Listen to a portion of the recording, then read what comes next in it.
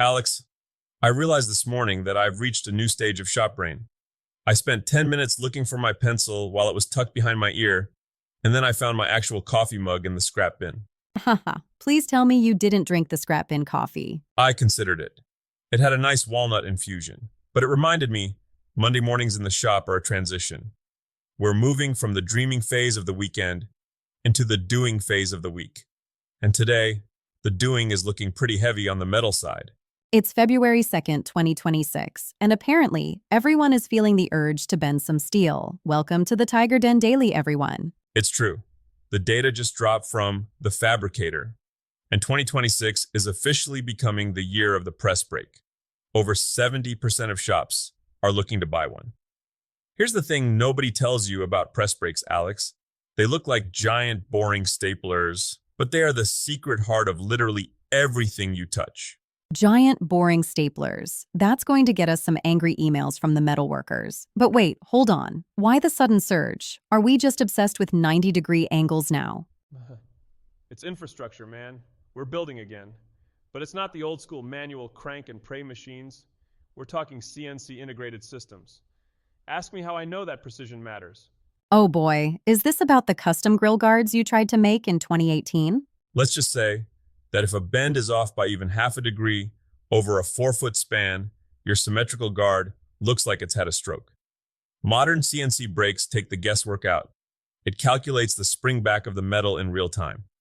For a shop owner, that's the difference between a profitable afternoon and a pile of very expensive scrap metal.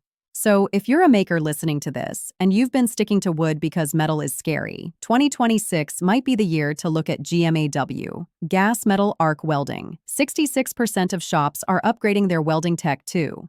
It's the gateway drug of metal fabrication. If you can use a glue gun, you can learn to MIG weld. Roughly. Don't quote me on the glue gun part when you're staring at an arc, but the ergonomics on the new torches are incredible. They're lighter, the duty cycles are longer. It's a good time to be a spark maker. Okay, but let's talk about the people behind the tools. Because you can have the fanciest press brake in the world, but if nobody knows how to fix the pipes in the building, we're all in trouble. You're leading me right into the plumbing and HVAC talk, aren't you?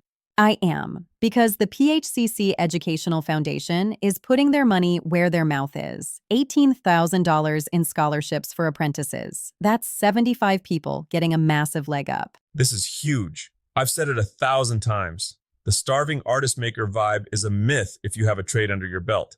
I have a buddy who started as a plumbing apprentice. He used those skills to fund his entire woodworking studio. And the barrier to entry is dropping. There's a new 9-week pre-apprentice bridge program, 9 weeks to get credentials that lead straight to a union apprenticeship. 9 weeks. I've had projects sit in the corner of my shop longer than that because I couldn't decide on a finish. To be fair, you've had a lathe project sitting there since the Obama administration. Haha. Low blow, Alex. Accurate, but low.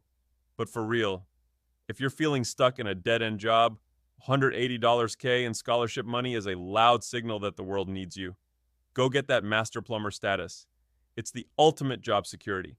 Speaking of job security, let's pivot to the maker moguls. A lot of our listeners are looking at their Etsy shops right now and wondering why they're working 80 hours a week and only making hobby money. Here's the thing. Nobody tells you. You can't scale a business on a single hero product alone. You'll burn out. You need a product range. Okay, explain the core satellite model, because when you first told me that, I thought you were talking about space travel. It's simpler than that. Your core is your flagship. Let's say you make high-end end grain cutting boards. That's your signature. But the satellites are what save your margins. You take the offcuts from those boards and make custom beeswax conditioner. You make small coasters. You make magnetic knife blocks.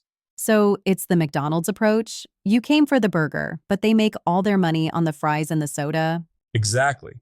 Bundling is king. If I'm buying a $200 bowl, I'll happily spend another $15 on a tin of the exact finish you used to keep it looking nice.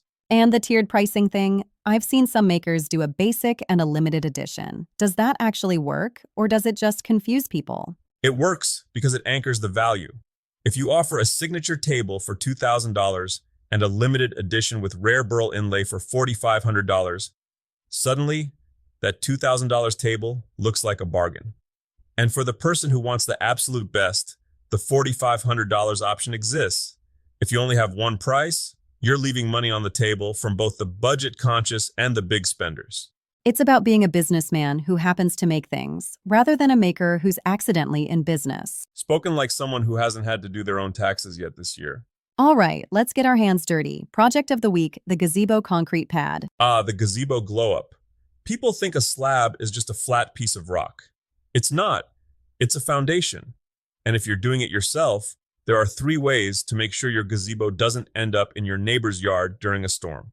Step 1. Deepen the perimeters. Why? It's called a turn-down edge. You want the outer edge of that slab to be thicker, maybe 8 to 12 inches deep, while the center stays 4 inches. It acts like an anchor. It stops the wind from getting underneath and lifting the structure, and it prevents the edges from cracking under the weight of the posts. And the rebar. I saw a guy on YouTube just throw some chicken wire in there and call it a day. Don't be that guy. Use a 12-inch rebar grid. It's like the skeleton of the slab. Concrete is great at being squeezed, but it's terrible at being pulled. The rebar handles the pulling. Wait, hold on. You also mentioned sloping on a gazebo. Won't my chair slide off? We're talking 1/8 of an inch per foot. You won't feel it, but the water will. If you pour it perfectly level, water pools under the wooden posts. Water meets wood, wood meets rot, and in 5 years, your gazebo has the structural integrity of a wet cracker. Pour it with a slight pitch away from the center. Deep edges, rebar grid, 1/8 inch slope. Got it. So basically, don't be lazy or the weather will punish you. The shop is a cruel teacher, Alex. It gives the test first and the lesson afterward. That's actually a pretty good note to end on. Whether you're looking at a new press break, applying for a plumbing scholarship, or finally launching that satellite product in your shop, the doing is where the magic happens. Just remember, every master craftsman you admire is just a beginner who didn't quit after they ruined their first 5 projects. Stay gritty out there, guys. And check the links in the show notes for the PHCC scholarship details and our DIY guide for that gazebo pad. See you tomorrow. I'm going to go find where I put my actual coffee. I think I left it on the table saw. Don't turn it on.